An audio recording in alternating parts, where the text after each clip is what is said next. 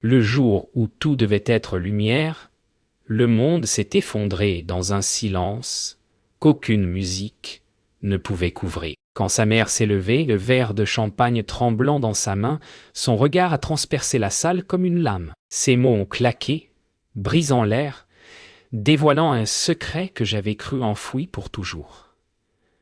200 visages se sont tournés vers moi, 200 jugements suspendus entre le souffle et la honte. Et lui, il n'a rien dit, pas un geste, pas un mot, pas même un regard. Comment pardonner à celui qui choisit le silence quand ton âme est mise à nu? Comment rester debout quand celui qui devait te protéger devient ton témoin muet? Le bouquet m'a échappé des mains, les pétales se sont mêlés à mes larmes. À cet instant précis, je n'ai plus entendu la musique, ni les murmures, ni les promesses. Juste le battement de mon cœur qui murmurait une seule vérité. Tout venait de mourir. Le silence après le cri fut plus cruel que le cri lui-même. Les invités baissaient les yeux, incapables de me regarder sans y voir leur propre peur d'être un jour exposés. J'ai cherché son regard, ce regard qui, jadis, promettait de me protéger du monde. Mais il fixait le sol, prisonnier d'une honte qu'il n'assumait pas. Chaque seconde d'immobilité me poignardait un peu plus. Ce mariage n'était plus une union. C'était une scène de jugement. Les fleurs, les promesses, les sourires, tout s'était effondré sous le poids d'un secret craché par celle qui aurait dû être ma famille. Et lui, le seul qui pouvait me défendre, a choisi le silence comme une arme. Peut-on vraiment aimer quelqu'un qui nous laisse brûler pour sauver les apparences? La voix du maître de cérémonie tremblait en tentant de reprendre le fil. Les rires forcés des invités sonnaient comme des cris dans le vide. Je sentais les regards me dévorer, cherchant à deviner si ce secret lancé en plein jour était vrai. Une chaleur étrange montait en moi, entre humiliation et colère. J'avais cru en cette journée comme on croit en un miracle, et voilà que la foi me quittait. Lui, immobile, laissait le poids de la honte tomber sur moi seul. J'aurais voulu hurler, mais ma gorge s'est refermée, étranglé par la peur de perdre tout ce que je croyais déjà posséder. Peut-être que je ne l'avais jamais eu, en réalité. Peut-être que tout n'était qu'un mirage bien mis en scène. Je me suis tourné vers lui, espérant un mot, un signe, un souffle qui dise « Jobe, je suis là, Mais son silence criait plus fort que tout. Dans ses yeux, il y avait la peur. Non pas pour moi, mais pour lui-même. La peur de ce que les autres penseraient, de la honte d'avoir épousé une femme imparfaite. J'ai compris alors que je ne pouvais pas compter sur lui, pas ce jour-là. Peut-être jamais. Le monde s'est rétréci autour de moi, jusqu'à ne plus contenir que ma respiration saccadée et les battements affolés de mon cœur. Peut-on vraiment parler d'amour quand l'un se tait pour sauver son image pendant que l'autre se noie? Quand j'ai quitté la salle, le bruit des conversations étouffées m'a suivi comme un écho de trahison. L'air dehors était froid, presque coupant. Le ciel d'un gris lourd semblait pleurer à ma place. Je me suis assise sur les marches, la robe tachée, les mains vides. Dans ma tête, les mots de sa mère tournaient encore, empoisonnant chaque souvenir. J'ai repensé à tous nos instants de complicité, à ses promesses, murmurées la veille encore. Comment tout cela pouvait-il être si fragile? Peut-être que le vrai mariage n'a jamais commencé, que tout n'était qu'une illusion construite sur le silence. Et dans ce silence, je n'entendais plus que ma propre respiration, témoin du premier jour de la fin. La nuit n'a pas apporté de repos, seulement des questions qui tournaient en boucle dans ma tête. Chaque mot prononcé dans cette salle revenait comme une flèche enflammée. J'avais cru qu'il viendrait me chercher, qu'il oserait franchir la porte, qu'il dirait enfin quelque chose, n'importe quoi, mais il n'est jamais venu. Le silence est devenu son langage, et ma colère, ma seule compagnie. Je regardais mon reflet dans la vitre, ce visage que je ne reconnaissais plus, ce mélange d'humiliation et de force naissante. Peut-on vraiment renaître après avoir été trahi sous les yeux du monde? Peut-être que la douleur n'est qu'un prélude à la lucidité. Peut-être que c'est là que je devais commencer à me relever, seul. Le lendemain, j'ai croisé son regard dans le hall de l'hôtel. Il n'avait pas l'air d'un homme qui avait perdu sa femme, juste d'un homme gêné. Ses mots, quand ils sont enfin venus, étaient vides, des excuses sans âme, prononcées trop tard. « Yoga, je ne savais pas quoi faire. »« Oh !» disait-il.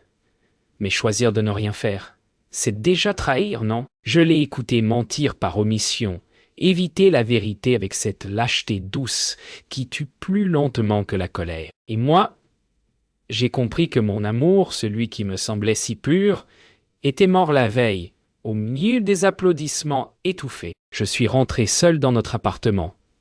L'air y portait encore la trace de nos rires, de nos projets suspendus au mur, comme des souvenirs qui ne savent pas mourir. La robe, posée sur le lit, ressemblait à une carcasse vide. J'ai ouvert le placard, j'ai vu les photos, les promesses encadrées, et j'ai senti monter une colère si pure qu'elle m'a presque apaisé. Ce n'était plus de la douleur, c'était une révolte. Il m'avait laissé nu devant le monde, et je ne pouvais plus supporter l'idée d'attendre qu'il se rachète. Je devais me reconstruire, morceau par morceau, loin de son ombre et du poison de sa mère.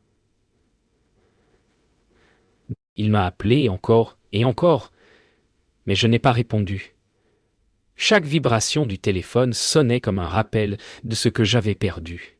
Ma confiance, ma dignité, ma naïveté. J'ai commencé à marcher sans but, traversant la ville comme une âme sans refuge. Les passants me regardaient sans me voir, et cela m'a étrangement soulagé. L'anonymat avait un goût de liberté. Sous les néons des cafés, j'ai compris que je ne voulais plus être celle qui attend. La colère, désormais, n'était plus un fardeau. C'était une armure. De retour chez moi, j'ai pris une grande respiration. J'ai allumé une bougie, ouvert la fenêtre, laissé le vent entrer. Il y a des fins qui ne méritent pas de larmes, juste du silence et de la distance, point. La vérité, c'est qu'il m'avait déjà quitté bien avant le mariage, le jour où il a préféré plaire à sa mère plutôt que me croire. Et si le monde devait me juger, qu'il le fasse. Moi, j'avais survécu à ma propre humiliation. Le lendemain, j'allais partir, pas pour fuir, mais pour recommencer, ailleurs. Le train a quitté la gare dans un grondement sourd, emportant avec lui le dernier souffle de ma vie d'avant. À travers la vitre, les paysages défilaient comme des souvenirs qu'on tente d'oublier. Chaque kilomètre effaçait un peu de douleur, mais la trahison, elle, restait collée à ma peau comme un parfum impossible à laver. Je n'avais prévenu personne, ni lui, ni mes proches. Juste une valise, quelques vêtements et cette certitude étrange. Il fallait tout brûler pour renaître. J'ai fermé les yeux, laissant le vent des tunnels caresser mon visage. Et dans ce noir, entre deux lumières, j'ai compris que partir, c'était déjà commencer à vivre. La petite ville où je suis descendu sentait la pluie et le pain chaud. Rien ici ne portait son ombre. Les visages étaient inconnus, les voix calmes. J'ai loué une chambre au-dessus d'une boulangerie, là où le bruit des vagues se mêlait à l'odeur du café. Les nuits étaient longues, mais moins cruelles. Parfois, je me surprenais à rire seul, doucement, comme si la vie testait ma résistance. J'avais encore mal, bien sûr, mais cette douleur avait une forme nouvelle, presque douce. Elle ne m'écrasait plus, elle m'apprenait à respirer autrement. Un matin, j'ai retrouvé un vieil appareil photo dans le marché. J'ai recommencé à regarder le monde à travers une lentille, à chercher la beauté dans ce qui reste. Les visages, les rues, les reflets, tout me semblait neuf. Peut-être que la guérison, ce n'est pas d'oublier, mais de réapprendre à voir. À chaque cliché, je reprenais un morceau de moi. L'amour m'avait détruite, mais l'art commençait à me recoudre, fil après fil. Et si j'avais perdu quelqu'un, j'avais surtout retrouvé celle que j'avais cessé d'écouter, moi. Le soir, sur la plage, j'écrivais des lettres que je ne comptais jamais envoyer. À lui, à sa mère, à la femme que j'étais avant. Les mots coulaient comme une marée lente, lavant les restes de honte. J'ai compris que le pardon n'était pas un cadeau qu'on fait aux autres, mais à soi-même. Pardonner ne veut pas dire oublier. C'est refuser d'être prisonnière. Et à cet instant précis, face à la mer, j'ai juré que plus jamais je ne laisserais quelqu'un me faire taire. Les semaines ont passé. Les cicatrices, invisibles mais vivantes, ont cessé de brûler.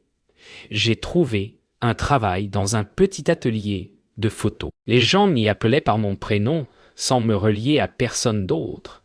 Et chaque jour, je voyais dans le miroir une femme un peu différente. Pas celle d'avant, pas encore celle d'après, juste une âme en train de guérir. Il m'arrive encore de penser à ce jour-là, à cette salle, à son silence. Mais maintenant, ce souvenir n'a plus le pouvoir de me briser. Il ne m'appartient plus, il m'a construite. Il suffit parfois d'un simple message pour que le passé revienne, sans prévenir. Une notification, un nom oublié, et le souffle se fige. Ce matin-là, j'ai vu apparaître son prénom sur l'écran. Celui que j'avais juré d'effacer à jamais. 3 mots seulement. Et Guibé, on peut parler? Yo, mon cœur a cogné contre ma poitrine, comme s'il reconnaissait encore sa cadence. Je n'ai pas répondu, pas tout de suite. Le silence m'avait sauvé, je n'allais pas le trahir. Non, mais à curiosité, cette vieille ennemie du cœur s'est insinuée doucement. Que voulait-il? Des excuses? Une rédemption? Ou juste apaiser sa propre conscience? Certaines blessures cicatrisent mal quand on rouvre la porte.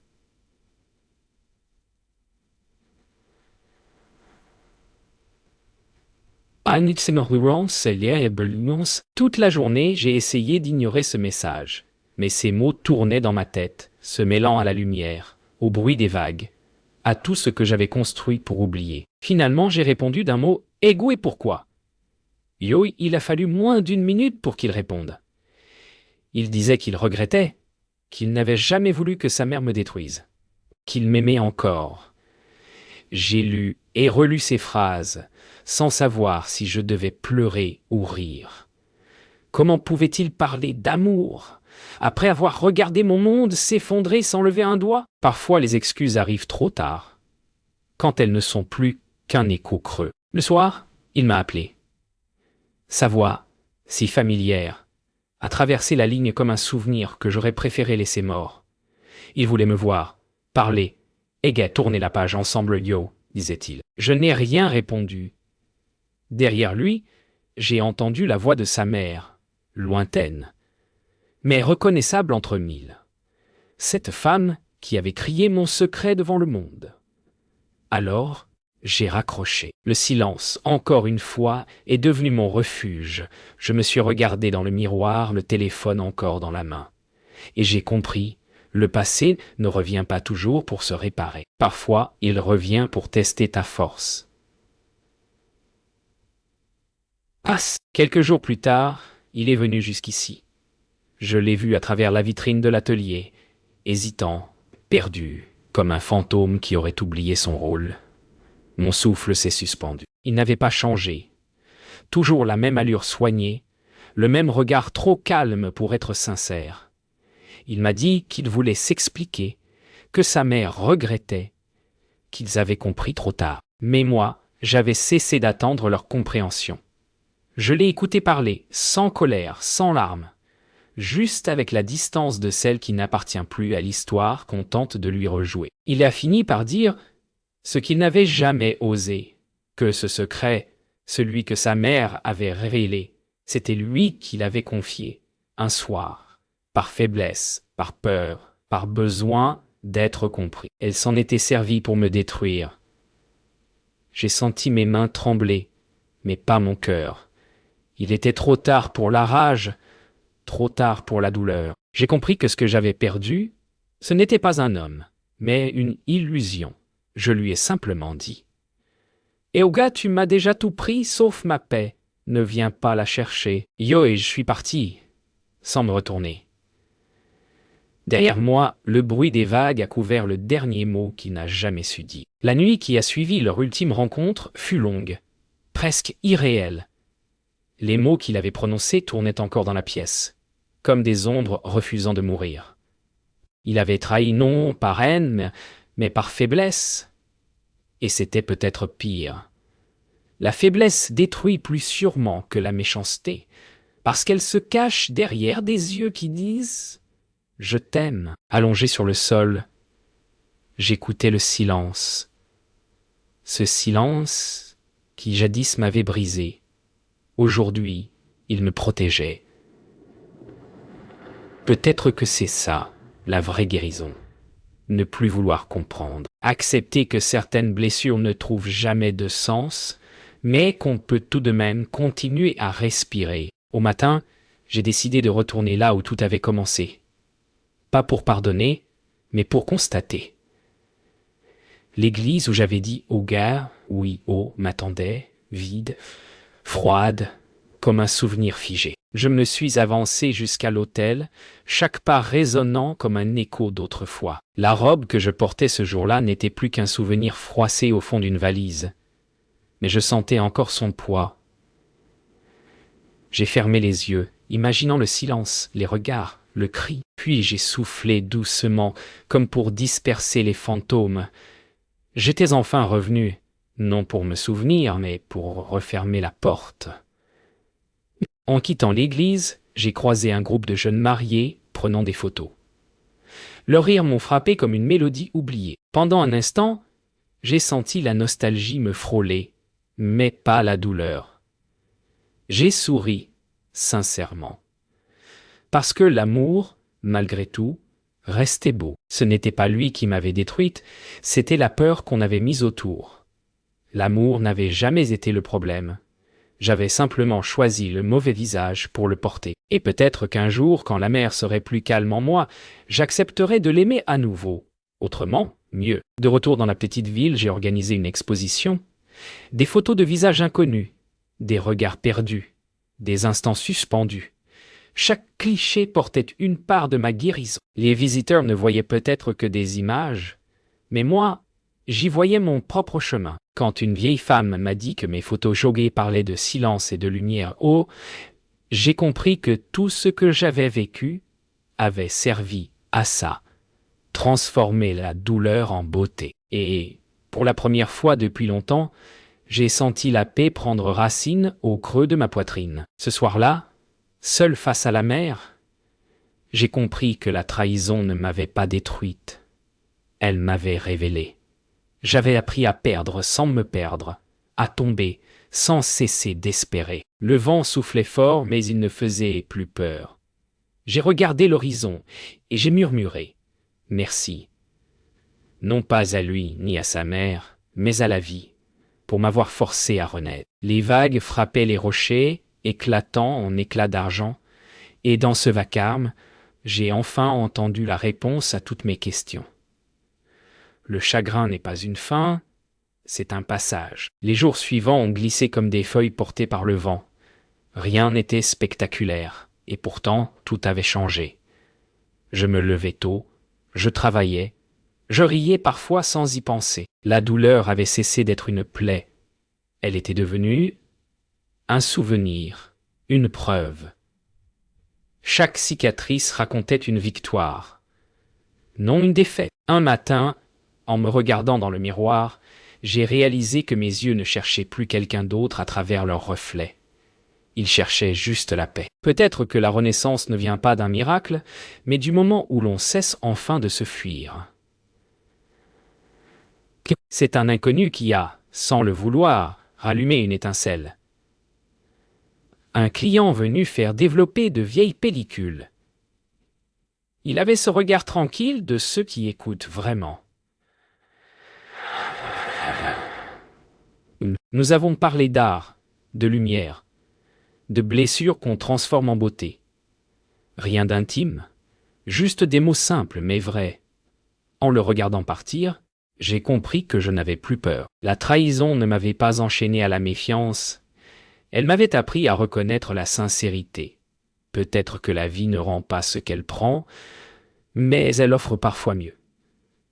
La clarté. Les jours se sont transformés en habitudes nouvelles. Il revenait souvent, prétextant une photo à récupérer, une question à poser. Mais jamais d'insistance, jamais de faux pas. Juste une présence calme, comme une note douce dans une chanson que j'avais oubliée. Parfois, il me parlait de ses propres blessures, de la perte, du recommencement. J'écoutais sans peur, sans urgence. J'apprenais à laisser le temps respirer entre deux âmes. Il n'y avait plus de promesses, plus de besoin de prouver. Juste deux êtres, à distance égale, qui s'observent sans se juger. Un soir, alors que la pluie tombait sur les vitres, il m'a demandé « Il y a chaud du soir. Do, paro kotimea. » Yoga, tu crois qu'on peut aimer à nouveau sans avoir peur? Yo, j'ai souri. Peut-être que la peur ne disparaît jamais vraiment, ai-je pensé. Elle devient juste un rappel. Celui de tout ce qu'on a survécu. J'ai posé ma main sur la sienne. Pas comme une promesse, mais comme un geste d'humain à humain. Nous n'étions pas deux blessés cherchant à se sauver, mais deux âmes prêtes à marcher côte à côte. L'amour, cette fois, ne serait pas un refuge, ce serait un chemin. Les mois ont passé, et un matin, j'ai pris mon appareil pour capturer la lumière du jour naissant. Sur la photo, il y avait moi, pas celle du passé, ni celle du chagrin, juste une femme debout, libre, vivante. Le bruit des vagues, le goût du sel, la chaleur du soleil, tout semblait me dire que j'avais enfin trouvé ma place. La trahison m'avait détruite, oui, mais la vie m'avait reconstruite à sa manière, plus vraie, plus forte. J'ai regardé l'horizon et j'ai murmuré « Yobé, merci pour m'avoir forcé à renaître. » Yo, et cette fois, le mot agaï, amour, Dieu, n'avait plus le goût de peur. Les années ont passé, et le souvenir de ce jour ne me hante plus. Il vit quelque part dans un coin tranquille de ma mémoire, comme une vieille cicatrice qu'on effleure sans douleur. Je n'ai jamais revu ceux qui m'ont trahi, et je n'en ai plus le besoin. La paix ne se trouve pas dans les excuses qu'on attend, mais dans les silences qu'on apprend à apprivoiser. Parfois, je repense à cette jeune femme en robe blanche, figée sous les regards. Et je voudrais lui dire qu'un jour,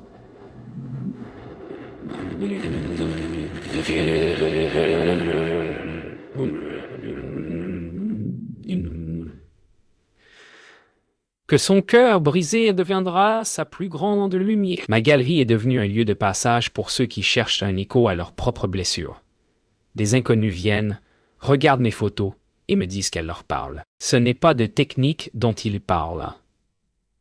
C'est d'émotion, de ce fil invisible qui relie les âmes abîmées.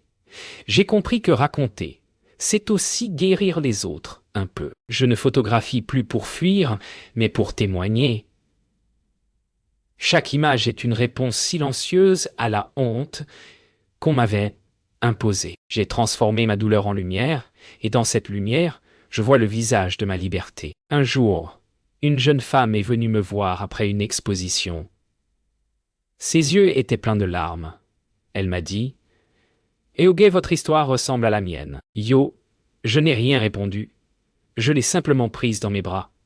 Car parfois, le seul langage que le cœur comprend, c'est celui du silence partagé. Je me suis vu en elle, à l'époque où j'attendais qu'on me tende la main.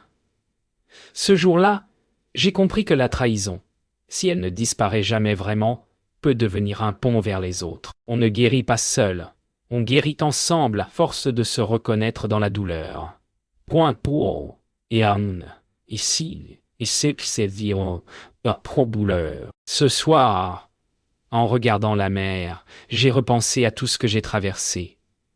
Aux cris, au silence, au départ, et je me suis rendu compte que rien de tout cela n'était vain. La trahison m'avait appris la vérité la plus simple. On ne possède personne, pas même ceux qu'on aime. L'amour n'est pas une promesse d'éternité, mais un choix qu'on renouvelle chaque jour, même envers soi-même. Je n'ai plus peur de la perte, ni du vide, car j'ai compris que tout recommence, toujours, pour ceux qui ont survécu à leur première fin. La vie n'efface pas les blessures, elle apprend à danser avec. Ce matin, j'ai pris une photo de moi, sans filtre, sans artifice. Juste la vérité. Dans mes yeux, il n'y avait plus ni colère, ni tristesse.